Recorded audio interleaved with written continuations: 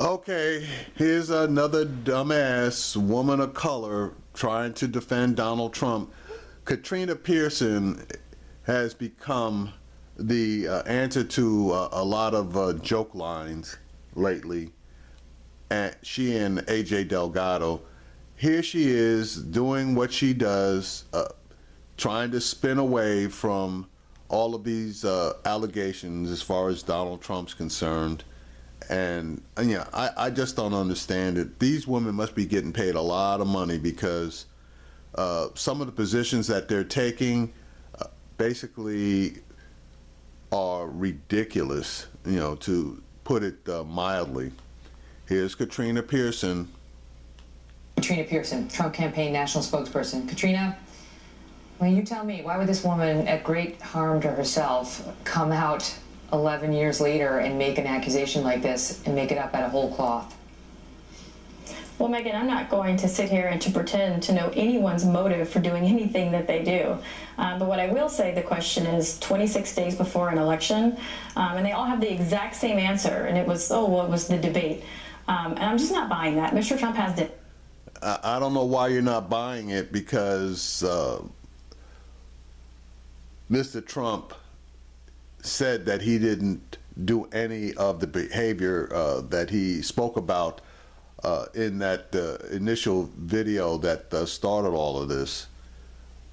And these women finally got up enough nerve, if you want to call it nerve, or courage, to come out and call this man a liar and indicate that he had. So that was the linchpin when he said he hadn't done any of this. So I think you're wrong, Katrina.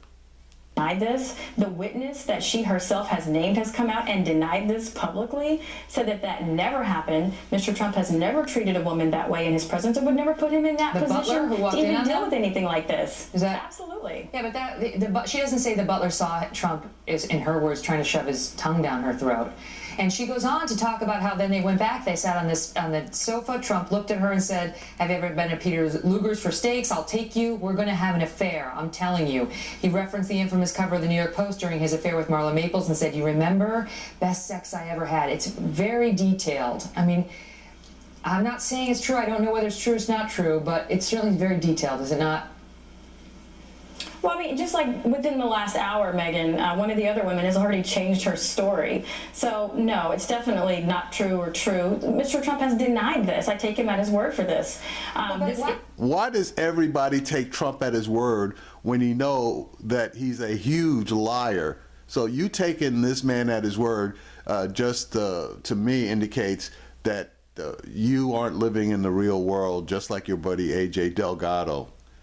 Trump lies, and when he has to give various depositions, that's where we see the truth come out sometimes. You take him at his word on the bus where he said he does do this. Because that was on a Hollywood Access bus. He was with another guy in private doing what guys do in a machismo way. Whether you like it or not, that's how that happened. That is not what guys do as far as talking about grabbing women's pussies, especially most guys, because we're not in the same position as Mr. Trump.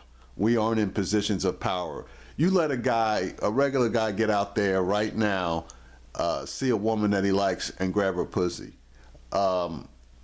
He could get shot, but at the minimum, the police are going to be called. He's going to be arrested and charged with sexual assault. Yeah, but the fact that they were having a private conversation leads many to believe what he said was true. That this is guy to guy, and Trump saying, I can't even control myself, I just kiss him without even asking. But two guys that are talking about girls one-upping each other, making each other laugh, that's a little bit different. It's not like they were sitting... It really wasn't two guys talking about girls. It was Donald Trump doing the majority of the talking, and the guy that was there, Billy Bush, I think that's his name, he was basically listening, laughing, and just actually he really didn't say much of anything. He might have asked a question or two, but Trump was doing the majority of the talking. So this was not two guys talking. This was Donald Trump putting it out there, and Billy Bush acknowledging it. sitting there plotting on how to actually go about doing it. That's completely different. Listen, but in this case, let Mr. me ask Trump you this. has denied these allegations. He's denied them all, and I want to say this: we don't know whether they're true. We don't have time to adjudicate these matters one by one before election day. But that's exactly my point, Trump, Megan. We no, don't have time I'm to giving you adjudicate that. these. And Trump finds himself in an impossible position because all he can do is say it's not true, and we're not going to have an adjudication. Except the American people, they're a little bit smarter than that, simply because this did happen on the exact same day WikiLeaks has come out. We have found out so much of the corruption and the lies and collusion between the Clinton campaign and the media, as well as the banks, that they don't want to talk about this. The media doesn't want to talk about this. Megan, tonight I'm here in North Carolina. Remember that hurricane that came through? Okay, here comes Katrina spinning.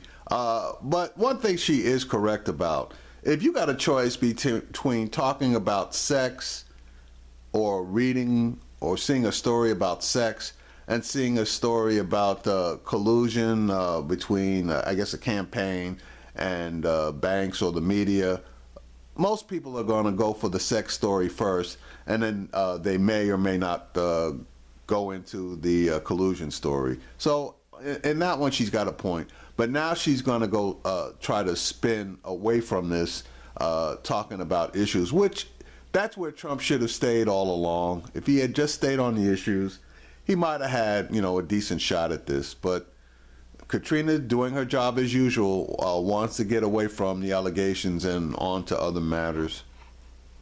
23 people died. The Trump Women's Tour has left the campaign this week because people are hungry here. Food banks are trying to feed 600 families this week, and the rivers still haven't receded. So we have a problem in the United States, and our countrymen don't even know that the people of North Carolina need help because they're so focused on what Hillary Clinton wants to allege about Donald Trump. Okay, that's not true because the situation in North Carolina has gotten plenty of coverage. The governor went on national TV talking about it. And more importantly, the federal government has stepped up to provide assistance. And unlike the Bushes, Obama's people are on the case as far as getting in there and giving the help that's needed. It's disgusting. Katrina, it's good to see you. Thanks for being here. Great to be here, Meg. Okay, so that's Katrina Pearson acting like an idiot. Basically ignoring all of the allegations and doing her normal spin job.